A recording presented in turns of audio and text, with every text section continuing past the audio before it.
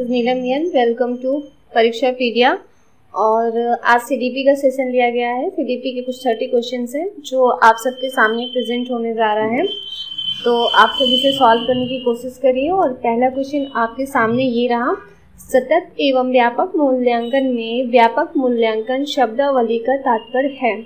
फिर से क्वेश्चन सुनिए, सतत एवं व्यापक मूल्यांकन में व्यापक मूल्यांकन शब्दावली का तात्पर्य है। आप जानते हैं सतत एवं व्यापक मूल्यांकन का मतलब क्या होता है।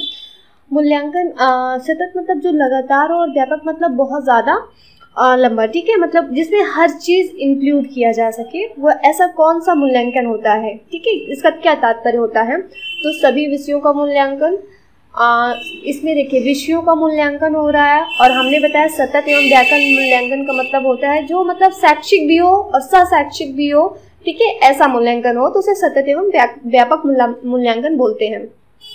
तो आपका करेक्ट आंसर इसमें क्या हो जाएगा, ऑप्शन ए गलत हो गया, शैक्षिक क्षेत्र का मूल्यांकन, ये भी रॉन्ग है, शैक्षिक क्षेत्र का मूल्यांकन रॉन्ग है, लेकिन शैक्षिक एवं शैक्षिक क्षेत्र का मूल्यांकन यही आपका करेक्ट आंसर हो जाएगा, क्योंकि क्या ये सतत एवं व्यापक मूल्यांकन के बारे में बताता है और इसका यही तात्पर्य होता है।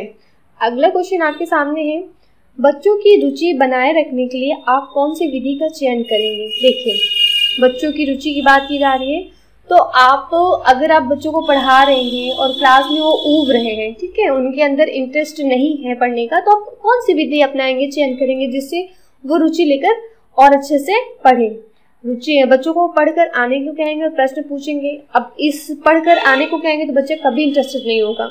स्वयं गतिविधि करेंगे और बच्चों को बताएंगे, आप खुद गतिविधि करेंगे और बच्चों को बताएंगे, आप गतिविधि में बच्चों को शामिल करेंगे, बच्चों को स्वयं गतिविधि करने के लिए देंगे। देखिए आपका करेक्ट आंसर यही हो जाएगा, बच्चों को स्वयं गतिविधि करने के लिए देंगे। जब आप उससे कोई एक्टिविटी करने के लिए देंगे तो वो क्या होगा, एक्टिव हो जाएगा और वो चीज़ और भी अच्छे तरीके से करने लगेगा, ठीक है।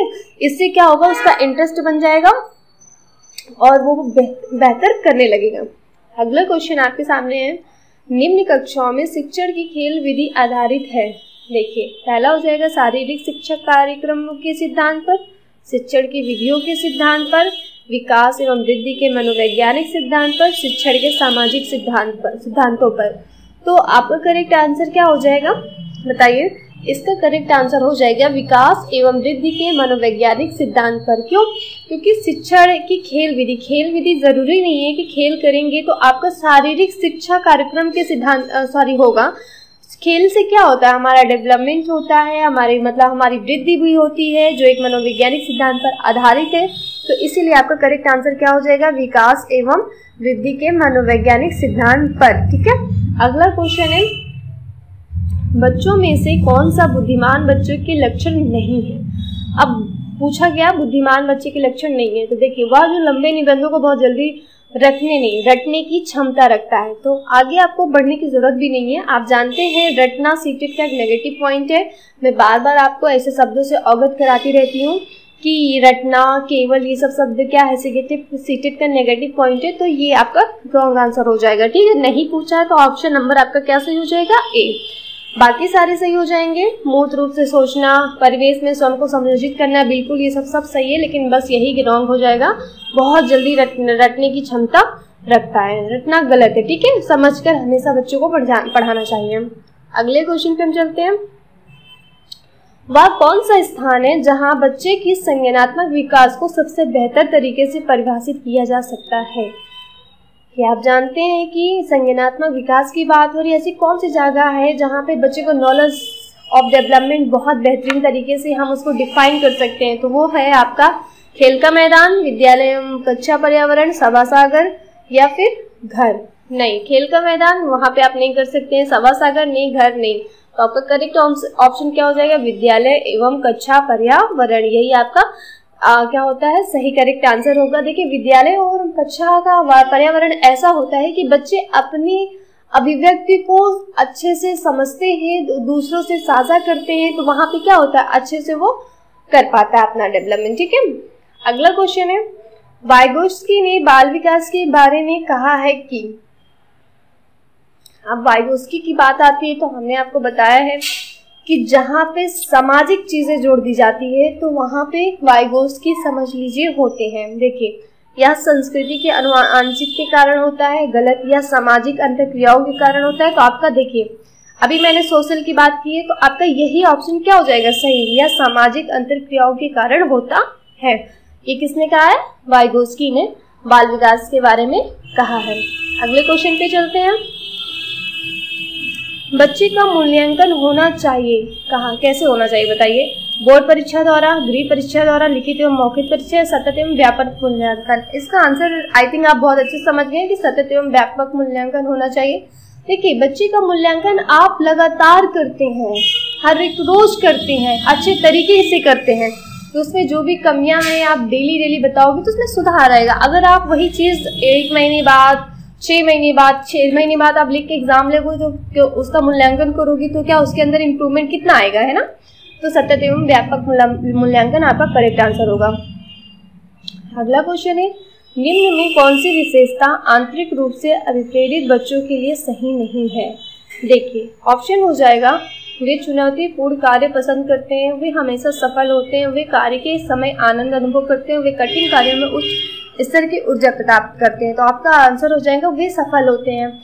ये अभी सही नहीं पूछा गया, क्या बच्चा जरूरी है कि हमेशा हर जो कार्य करे उसमें सफल हो जाए एक बार में, नहीं। अगर जब वो सफल नहीं होता तभी तो अपनी गलतियों से सीखता है। थार्नडाइक का आपने एक नियम पढ़ा होगा, प्रयास एवं त्रुटि का नियम, कि इंसान प्रयास करता है तो त्रुटि करता है, फिर उसके बाद ही उसको नॉलेज होता है, ठीक है। तो जरूरी नहीं कि बच्चा हमेशा सफल हो, ठीक है। अगला क्वेश्चन है, किशोरावस्था में संवेगों की तीव्रता किस प्रकार प्रकट होती है। ऑप्शन है, प्रतिकूल पारिवारिक संबंध, व्यवसाय की समस्या, नई परिस्थिति के साथ संयोजन, उपयोग सभी। देखिए किशोरावस्था की बात की गई तो आप जानते हैं किशोरावस्था में स्टैनले हॉल ने कहा यह बड़े संघर्ष, तनाव, तूफान की अवस्था होती है, ठीक है, और इसमें बालों को समायोजन करने में बहुत प्रॉब्लम होती है। तो वही है नई परिस्थितियों के साथ समायोजन, यही आपका करेक्ट आंसर हो जाए। सॉरी एक मिनट, आप ऑप्शन पूरा पढ़िए। पर प्रतिकूल पारिवारिक संबंध बिल्कुल, व्यवसाय की समस्या, हाँ ये तीनों ही सही होते हैं। एक्चुअली मैंने सी वाला ऑप्शन देखा तो मुझे लगा यही होगा, बट आप देख लीजिए व्यवसाय की समस्या, जैसे किशोरावस्था में आप पहुंच गए तो आपको टेंशन होने लगती है, आपको फ्यूचर को लेके, कैरियर को लेके कि हाँ आगे आपका व्यवसाय क्या होगा, इन सब चीजों को लेके, कभी पारिवारिक संबंध को लेके हेडेक बना ही रहता है। तो सभी हो जाएगा, ठीक है, आपका करेक्ट आंसर हो जाएगा डी, उपरोक्त सभी। अगला क्वेश्चन है, बहिर्मुखी प्रवृत्ति के व्यक्ति होते हैं। बहिर्मुखी प्रवृत्ति के व्यक्ति होते हैं, कैसे होते हैं। देखिए 3 तरह के होते हैं, लेकिन मोस्टली हम लोग पढ़ते ही हैं बहिर्मुखी, अंतर्मुखी, ठीक है। तो बहिर्मुखी प्रवृत्ति के वो होते हैं जो खुले मिजाज के होते हैं, सबसे घुल मिल जाते हैं। और अंतर्मुखी के व्यक्ति ऐसे होते हैं आपस में ही वो किसी से मिलते जुलते नहीं है, मतलब एक कमरे में अपने आप को बंद करके रखना, खुद से इंटरटेन होते हैं, दूसरों से बातचीत नहीं करते, नजरें नहीं मिलाते, ये अंतर्मुखी वाले होते हैं। तो बहिर्मुखी की प्रवृत्ति क्या होते हैं, सामाजिक एवं मित्रपूर्ण व्यवहार के धनी होते हैं। यस, यही आपका करेक्ट आंसर हो जाएगा, ठीक है, सामाजिक एवं मित्रपूर्ण व्यवहार के धनी होते हैं। अगले क्वेश्चन पे चलते हैं। सामाजिक पैमाने की विधि के अनुसार इनमें से सुपरस्टार वह होता है जिसे, अब सुपरस्टार जैसे सपोज दैट आप अमिताभ बच्चन का एग्जाम्पल ले लीजिए, वो कौन है, वो यही है ना, ज्यादातर लोगों द्वारा चयन किया जाता है, उन्हें लोगों के द्वारा चयन किया गया तभी तो वो सुपरस्टार बने, ऐसे थोड़ी ना बन गए हैं। तो आपका करेक्ट आंसर हो जाएगा ज्यादातर लोगों के द्वारा चयन किया जाता है। अगला क्वेश्चन, व्यक्तित्व के मूल्यांकन हेतु प्रयुक्त शब्द साहचर्य परीक्षण विधि का प्रयोग जुंग द्वारा किस वर्ष में किया गया है। जुंग की बात कर रहे हैं, ठीक है, जुंग ने किस वर्ष में किया है बताइए आप। 1910 में व्यक्तित्व का परीक्षण जुंग ने किया है, और जुंग के अनुसार व्यक्तित्व वही अंतर्मुखी, बहिर्मुखी, ये किसने बताया, ये जुंग के द्वारा ही बताया गया, ठीक है। अगला क्वेश्चन हम देखते हैं। भारत सरकार की कंप्यूटर आधारित अधिगम प्रक्रिया के माध्यम से छात्रों को सिखाने के लिए आईटी स्कूल योजना वर्ष में शुरू किया गया था।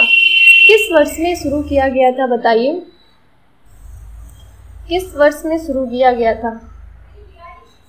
आपका करेक्ट आंसर हो जाएगा 2004 में शुरू किया गया था। अगला क्वेश्चन हो जाएगा, निम्न में से कौन सा विकासात्मक कार्य उत्तर बाल्यावस्था के उपर्युक्त नहीं है। निम्न में से कौन सा विकासात्मक कार्य उत्तर बाल्य के उपर्युक्त नहीं है। उत्तर बाल्य की बात की जा रही है तो सामान्य खेलों के लिए आवश्यक शारीरिक कुशलताएं सीखना, पुरुषोचित या स्त्रियोचित सामाजिक भूमिकाओं को प्राप्त करना, व्यक्तित्व अंतर निर्भर प्राप्त करना, अपने हम उम्र बालकों के साथ सीखना। तो देखिए इसमें आपका करेक्ट हो जाएगा ऑप्शन नंबर बी करेक्ट हो जाएगा, पुरुषोचित या स्त्रियोचित सामाजिक भूमिकाओं को प्राप्त करना। ये इनमें से बाल्यावस्था में क्या है, वो सामान्य खेलों के अवसर शारीरिक कुशलताएं सीखता है, व्यक्तित्व आत्मनिर्भरता प्राप्त करता है, अपने उम्र के बालकों के साथ रहना भी सीखता है। लेकिन ऑप्शन नंबर बी वो नहीं जानता है। ठीक है, आपका करेक्ट ऑप्शन हो जाएगा ऑप्शन नंबर बी। अगला क्वेश्चन देखते हैं हम। अधिगम में प्रयत्न और बोल के सिद्धांत का प्रतिपादन किसने किया था? अभी मैंने बताया भी था कि थार्नडाइक ने प्रयास एवं त्रुटि का सिद्धांत दिया है। ठीक है, प्रयत्न और बोल का सिद्धांत भी थार्नडाइक ने दिया गया। इन्हें शिक्षा मनोविज्ञान का जनक भी कहा जाता है और इन्होंने मुख्य 3 सिद्धांत दिया है तथा 5 गौड़ सिद्धांत दिया है। तो सारी चीज़ें आपको याद होनी चाहिए। ऑप्शन आपका डी सही हो जाएगा। बढ़ते हैं अगले क्वेश्चन की तरफ। क्वेश्चन नंबर 16, किसके अतिरिक्त बुद्धि के निम्नलिखित पक्षों को स्टर्नबर्ग के त्रितंत्र सिद्धांत में संबोधित किया गया है? किसके अतिरिक्त? देखिए मतलब इनमें से कौन सा ऐसा ऑप्शन है जिसको स्टर्नबर्ग के त्रितंत्र सिद्धांत से संबोधित किया गया है, मतलब बाकी को उसको छोड़ के सबको किया गया है। तो सबसे पहले आप जानिए त्रितंत्र का सिद्धांत किसने दिया है। ये कई बार आ भी चुका है, ये इसका आंसर हो जाएगा। स्टर्नबर्ग ने त्रितंत्र का सिद्धांत दिया है और इसका जो करेक्ट ऑप्शन होगा सामाजिक हो जाएगा। बाकी सब है बट इसको छोड़ के। अगले क्वेश्चन की तरफ हम बढ़ते हैं। क्वेश्चन नंबर 17, एक क्रिकेट खिलाड़ी अपने गेंदबाजी के कौशल को विकसित कर लेता है पर यह उसके बल्लेबाजी के कौशल को प्रभावित नहीं करता है। इसे कहते हैं, क्या कहते हैं? इसे वही कहेंगे ना, शून्य प्रशिक्षण अंतरण कहते हैं। ठीक है, ये क्वेश्चन मैं पहले भी ले चुकी हूँ इसलिए इसमें एक्सप्लेनेशन नहीं दूंगी। आगे बढ़ते हैं हम अगले क्वेश्चन की तरफ। व्यक्ति एवं बुद्धि में वंशानुक्रम क्या भूमिका है? व्यक्ति एवं बुद्धि में वंशानुक्रम क्या भूमिका है? बस आप जान लीजिए नाम मात्र की भूमिका है और कोई भूमिका नहीं है। आगे देखते हैं। क्रियात्मक अनुसंधान का उद्देश्य है। क्रियात्मक अनुसंधान की बात की जा रही है। नवीन ज्ञान की खोज, ठीक है, वैशैक्षिक परिस्थितियों में व्यवहार विज्ञान का विकास, विद्यालय तथा कक्षा की शैक्षिक कार्य प्रणाली में सुधार लाना। तो इसका करेक्ट यही आंसर हो जाएगा। क्रियात्मक अनुसंधान का उद्देश्य क्या होता है? जब आप कोई चीज़ क्रिएटिव तरीके से करवाने की कोशिश करते हैं तो क्या होता है, विद्यालय तथा कक्षा की शैक्षिक कार्य प्रणाली में क्या होता है, सुधार होता है। वो और अच्छे से सीख कर और अच्छे तरीके से करना चाहता है। ठीक है, अगला देखते हैं 20, सबसे अधिक गहन और जटिल समाजीकरण होता है। समाजीकरण मतलब मैंने आपको बताया भी था क्या होता है। समाजीकरण का मतलब होता है समाज में रह के उनके नियमों, उनकी गतिविधियों, आपस में इंट्रैक्शन करना, वहीं पर समाजीकरण आप सीखते हैं। ठीक है, तो जटिल और गहन पूछा है तो आप जानते हैं ये होता है किशोरावस्था के दौरान, उसी में बच्चा सबसे गहन और जटिल समाजीकरण होता है। ठीक है, तो करेक्ट ऑप्शन हो जाएगा किशोरावस्था के दौरान। बढ़ते हैं अगले क्वेश्चन की तरफ हम। मानव विकास कुछ विशेष सिद्धांतों पर आधारित है। निम्नलिखित में से कौन सा मानव विकास का सिद्धांत नहीं है? देखिए, अनुक्रमिता, सामान्य से विशिष्ट, प्रतिवर्ती, निरंतरता। अनुक्रमिता बिल्कुल होती है, सामान्य से विशिष्ट। जब कोई चीज़ आप बच्चे को सिखाओगे तो पहले उसे सामान्य बताओगे, सामान्य चीज़ों के बारे में बताओगे, फिर उसी के आधार पर आप उसे विशिष्ट चीज़ों के बारे में बताओगे। तो सामान्य से विशिष्ट विषय है।